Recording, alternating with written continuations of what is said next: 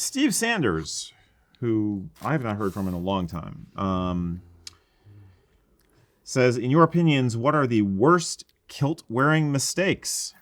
That's a classic. All right.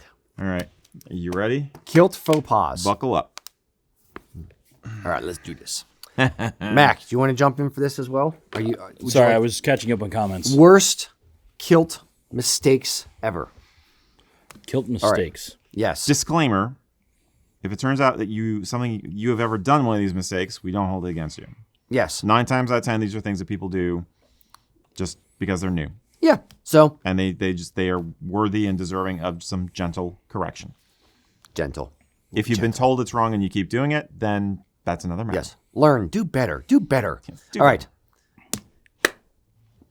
Worst kilt mistakes that people make. I'll say newbies, just to give people the benefit of the doubt. Right. All right. Top of the list, by a long shot. Has to be. Wearing the kilt backwards. Mm-hmm. Pleats go in the back, not the front. So, if you're wearing kilt, pleats go in the back. Mm-hmm. All right. Second. Mm-hmm. Let's go around. We'll go round robin. Mac. I was going to say the basting stitches. Yep. That's definitely second, I think.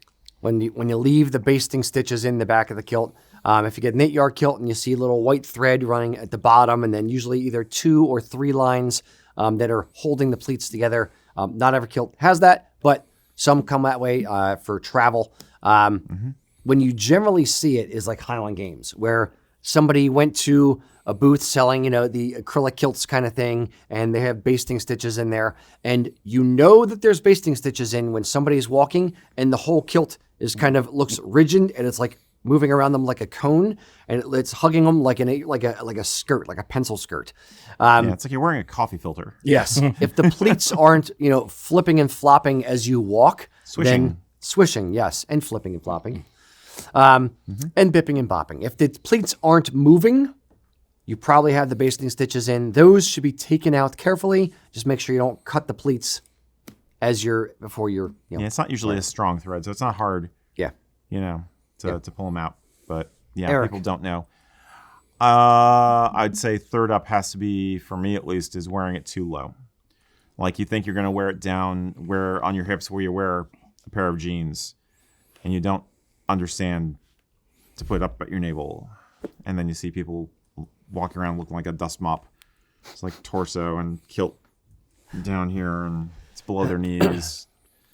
Yeah, a lot of newbies don't understand that a kilt is worn above the belly button, so you wear it up higher, which will pull up the bottom edge, or they've gotten an off the peg kilt, again a cheap kilt that is a set length that wasn't made for them, right? And then let's say they're 5'6" and they got a 24-inch length, and even when they wear it up high, it's still below the knee.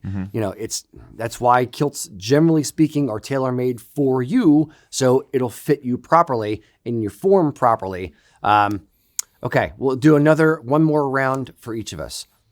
My bugaboo is wearing a dress sporran casually.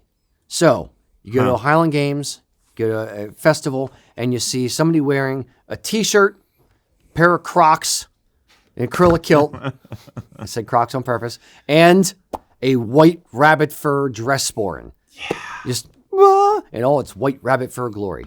No, dress sporrans are called dress sporrans because they're worn for dress, for formal events. So do not wear a dress sporran with your kilt and Crocs and a T-shirt casually. It is supposed to be worn for formal. And these are generally like newbie-ish kind of mistakes. And we've said that. And here's the disclaimer, especially for the members of the diaspora and the Americans. We, generally speaking, don't grow up with this stuff. We have to learn these things and learn the rules and the nuances and little hints and tips and tricks through YouTube videos, through talking to different people, and through experiencing it. You don't generally start off with, well, my granddad taught me every single thing I know about kilts since I was age 2, so I'm perfect at wearing it. You've all got to start somewhere. So being a sincere student of the culture, understanding when, why, and how you wear particular things is important. And understanding that a dress, a solid leather dress sporran, is what you wear during the day and casual events, and this is day sporran, and a dress day sporran, excuse me, and a dress sporran, the oval shape fur with a metal rim on the top, the cantle, that is what you wear for formal events. It's kind of like wearing, wingtips and a pair of cut-off shorts. It just, what are you doing? It doesn't work. It's not what it's supposed to be. It's like wearing tuxedo tails with a pair of ripped jeans. It saddle shoes pair with the properly. Daisy Dukes. I mean, come on. Exactly. Who doesn't love does a pair that? of Daisy Dukes, though? Yeah. I look great in Daisy Dukes. Little pockets sticking out there. Ugh. All right.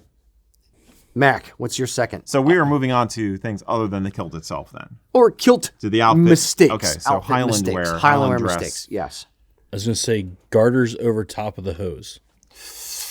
Yes. Yes. Ooh. Yes. Isn't there a picture of Snoop Dogg when he has his Yeah, I flashes think on? so, yeah. Yeah. Nobody told him how to put them on, so he just had the hose pulled all the way up and you Yeah, see and we see it at festivals. Yeah. Yeah. Okay. Yeah.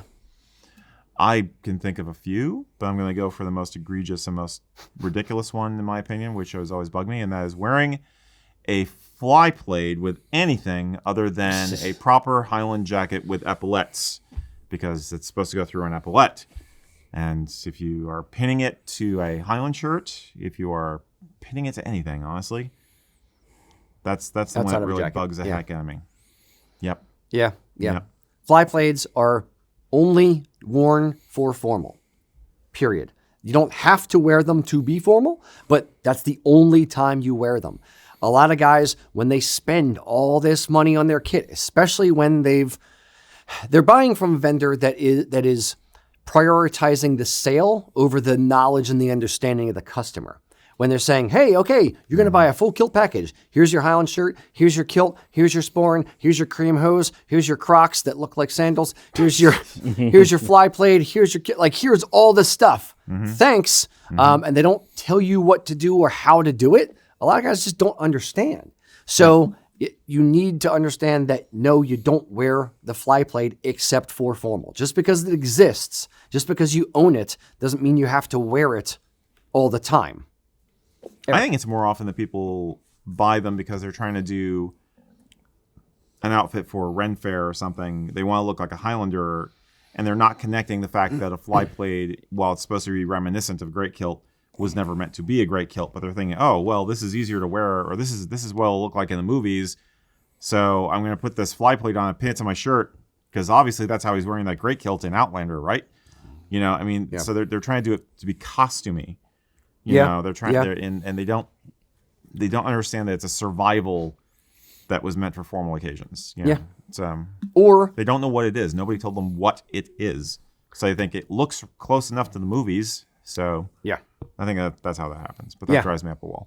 Or they own it and they figure, I may as well use it. I have it. I've only worn this for my wedding, so I'm going to go to the rent fair. I might as well wear this as part of my outfit today. It's like, yeah, but you don't. You get it for the wedding, but you don't do that with that. And, Right. So that was round 2. Yeah, that was round 2. Are gill leaders still a thing? Or did they go away? They're still out there. Are they still out there? I don't know if anybody sells them. I mean, really. I don't know if they still were. I don't know. I haven't seen them for a while. Yeah, gillators were essentially the PU material that Crocs are made from. They made into a pair of ghillie brogues. I remember we were sent a sample of them, and I literally okay, well, let me just at least try it on. And I pulled the laces to tighten it, and it busted out of the shoe. And then they started, they tweaked the recipe, so to speak, for the laces to put them on slightly differently, so it didn't happen as much. But there's like a disclaimer in the box, like, do not tighten your laces too much; you'll rip your shoes. Like, then the design's bad. Yeah. So, okay. So we're not doing round 3. Is that enough pain? And does anyone in the comments have any pet peeves of their own? Yeah. Other than what we mentioned. Go back to the comments here. And if you don't have one, or if you didn't write one now. Quickly, hurry up. Yes, I'm very curious to know. They're like, poor Rocky and his Crocs. Right. Purses of Sporran. Yes. That was going to be my third one. That was good the one. next one I had. It's a good one. Yeah. Yep. Yeah. Walmart flannel as a great kilt. Yeah, wearing a non-Sporran item as a Sporran. We'll put it that way. So for me, it's wearing a bum bag, or just for you people in the UK, I will say a fanny pack. So wearing a bum bag or fanny pack as a Sporran, or wearing my mom's old sequined thing fits around my waist. I'll just wear that as a Sporran. Like, no, that's no. Yeah. You're crossing over from wanting to be in on the party and express your heritage into caricature and what is close enough and Halloween costume kind of territory. Some of this stuff is costume. I need something to wear for the Ren Fair or the Celtic Festival that's tomorrow. What can I get at the Goodwill? Yeah. Some of that. Anything else? Kilt pin on left side. Oh, I don't see that too often, but yes, I have seen that one. I have seen that one. Yep. Bright white hose. Yep. And this may hurt David Barr's feelings. Uh-oh. A cowboy Cowboy hat. hat. Oh, cowboy hat. Yeah. Yeah. Cowboy boots with the kilt. Yeah, it's another one that's a hard freaking no from me. Yeah. Buckle brogue Crocs. There you go. There's a new one for you. Hey, you won't work the laces. Crocker brogues. buckle Crocs. Crocker brogues. Crocker barrel? Yeah. They're delicious. Cowboy boots. I just saw that one on there now. Yeah. No. More basic, even more basic. The other one I was going to mention is wearing the Sporran too loose, so it hangs super low.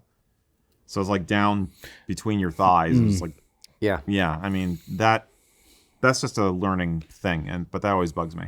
Wearing flip flops. A lot of shoe centric things. Yes. I would say flip flops, depending on. Again, I've railed against flip flops for years now, but if you're on the beach at a beach wedding, I'll begrudgingly say fine, flip flops, but no kilt hose at that point, and other than that, no, hard pass. Get ghillie brogues tied up like Roman sandals. Well, So when it they must go be like really, it must be crazy, really long laces to go up that high. No, I've seen that on some companies' model shots, and it's just like, yeah, they go up like twice or three times. like trying to do them like Vickelbonder or something. It's just like, so freaking stupid. Yeah. All right. I want to know what your worst kilt mistakes are. Let's say by newbies, or experienced people who just don't care. Let us know in the comments what your worst mistake is. Yeah, like one you did yourself, or maybe one that you helped somebody out with, because I think that's the responsibility, guys. Is you pull someone aside and gently say, "Hey, did you know this is a better way a to thing?" do it. Yeah. Are you aware? Informing people of the rules without being too caustic in the way you approach them. I agree. In private, ideally. Yeah. So you're not embarrassing them. Agreed. Yep. So, when you first started wearing a kilt, what did you have to learn the hard way, where somebody said, "Psst, hey, you got to fix that"? Let us know down in the comments. And while you're here, if you don't mind, please give us a like. It means a lot. Thanks, guys.